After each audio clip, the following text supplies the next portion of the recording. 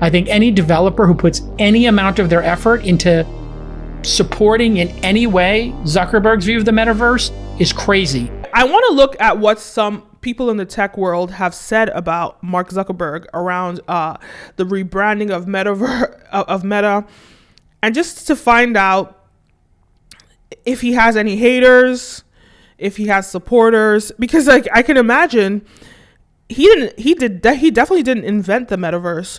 So in a way, he's kind of taking ownership of it, right? So let's see this nice video.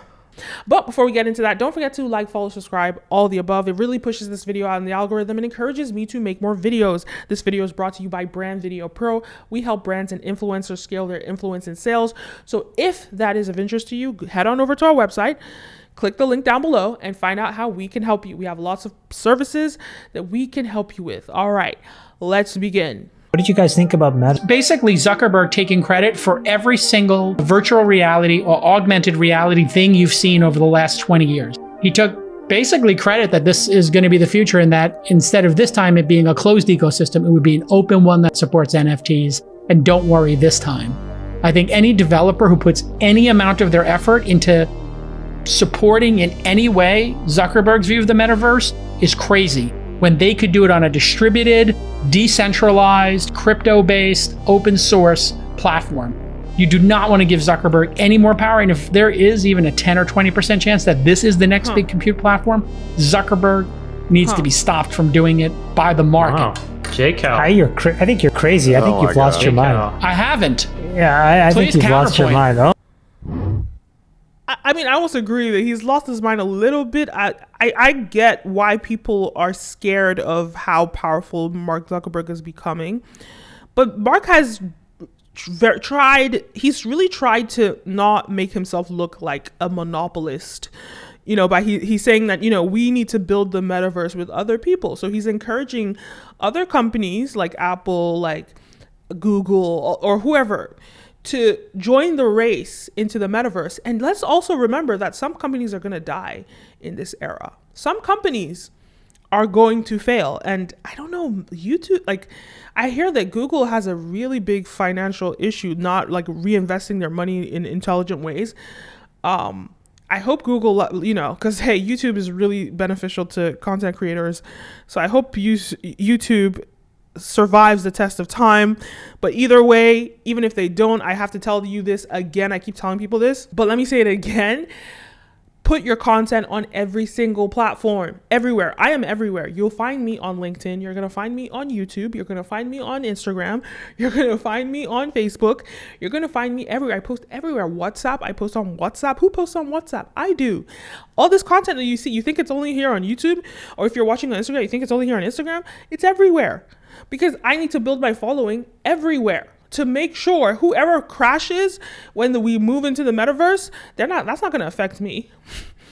Build your brand everywhere. And it doesn't take anything, right? It doesn't take anything to post. It just maybe takes like 2 hours, 1 hour to 2 hours to post on like 13 different platforms in an afternoon.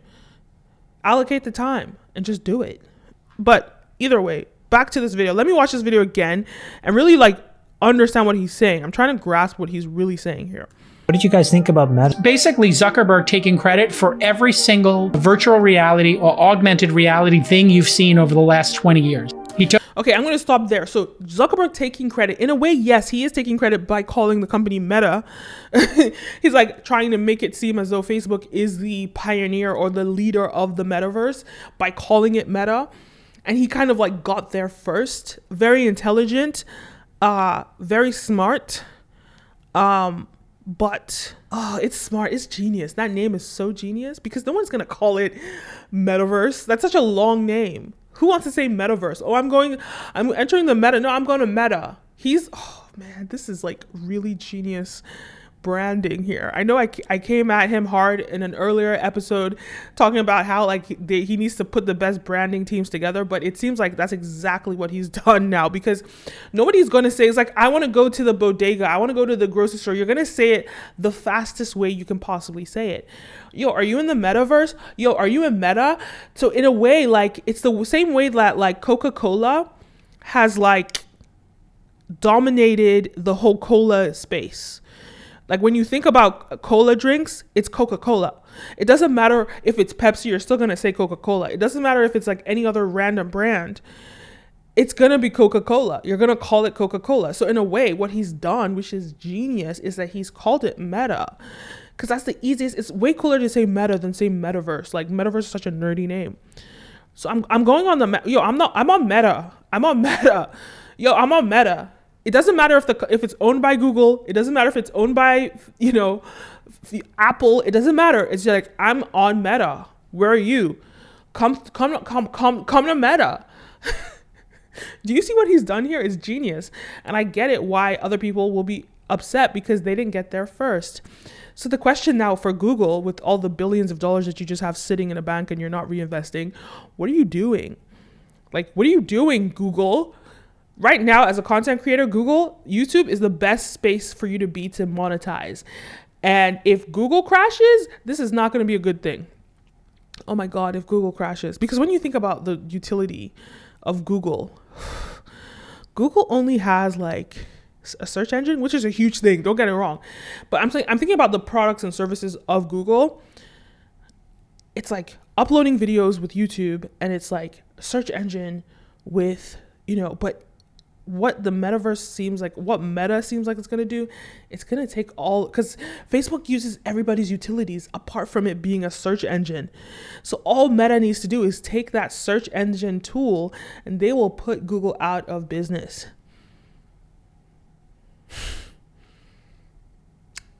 Guys, upload all your videos everywhere.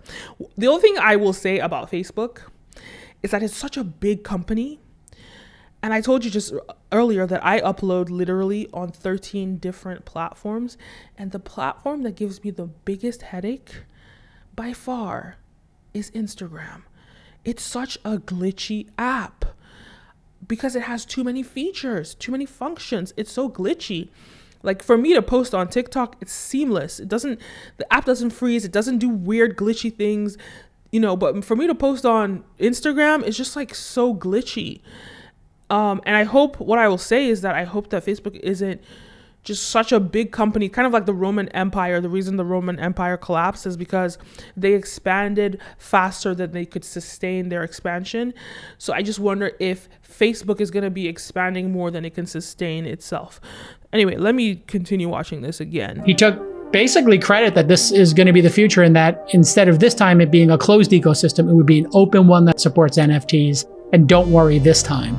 I think any developer who puts any amount of their effort into supporting in any way Zuckerberg's view of the metaverse is crazy. So basically what he's saying is like, okay, so you know how you pretty much go on like an NFT marketplace where you go on an NFT marketplace when you're buying an NFT, or you go on different websites which are all decentralized for you to like access different features in the Web 3.0 space, or even in Web 2.0. What he's talking about is Facebook is trying to centralize everything, because that's exactly what Facebook is. It's not a decentralized platform. It's a very much everything is like Instagram, for example.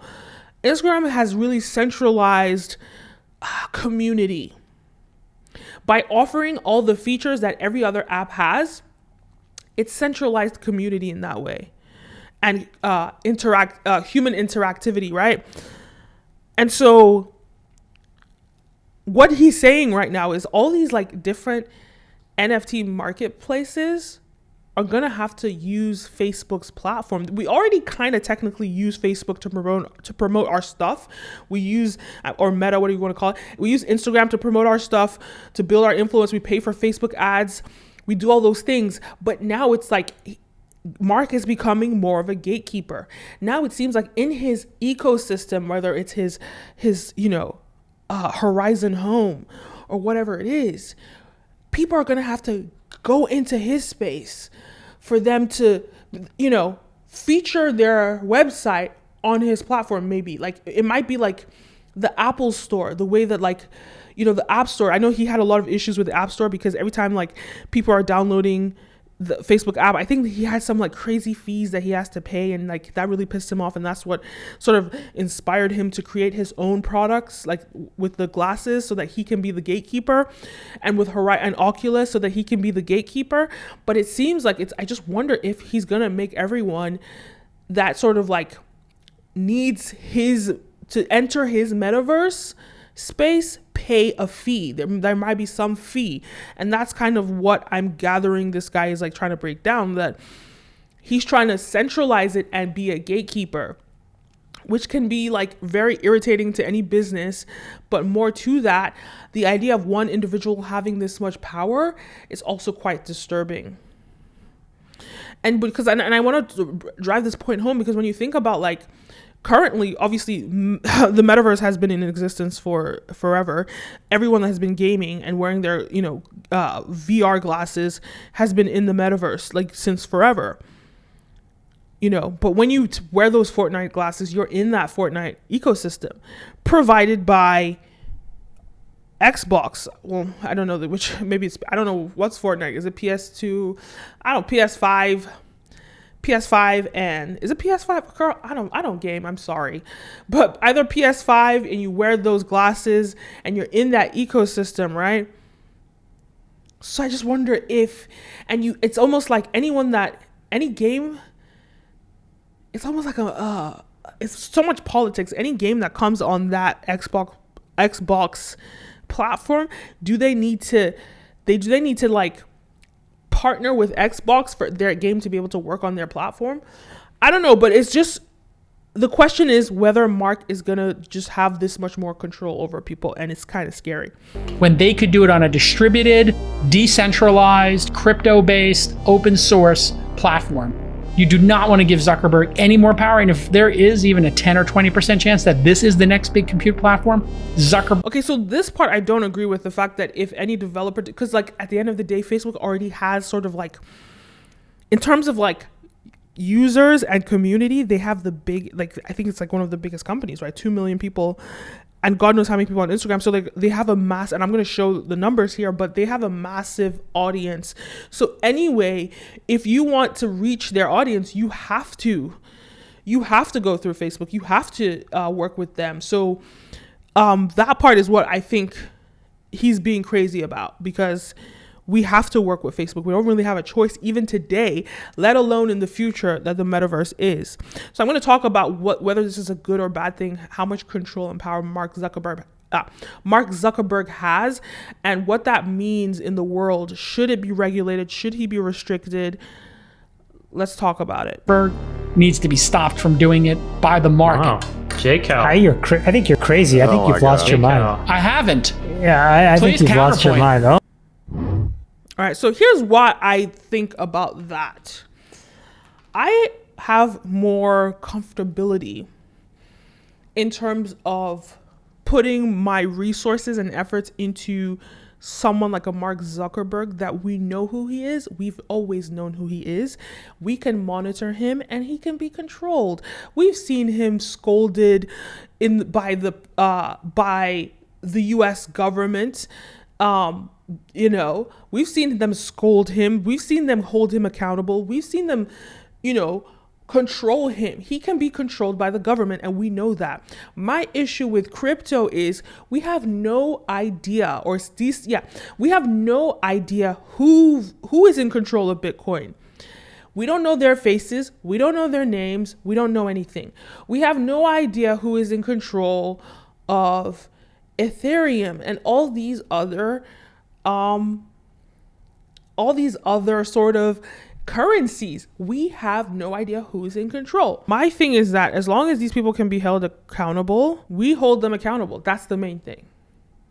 We hold them accountable. Then in a way, there's no problem. This guy's a genius. 27. My God. And wow. Okay, so I don't know. I still like the fact that there's accountability with Mark Zuckerberg.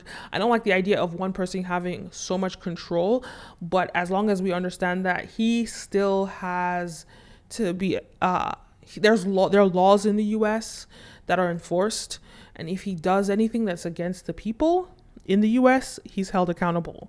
But the problem is him doing things that are bad outside the US, well, then he's not being held accountable in certain parts of the world. Like we know in Europe, they'll hold him accountable. But in other places like Nigeria, for example, no one's going to hold him accountable for doing bad things. So it's an interesting space to see what the metaverse becomes. And I'm excited to find out more about it. Anyway, so those are my thoughts. Let me know your thoughts. Leave a comment down below. Don't forget to like, follow, subscribe, all the above. My name is Kenim, and see you next time. A peace.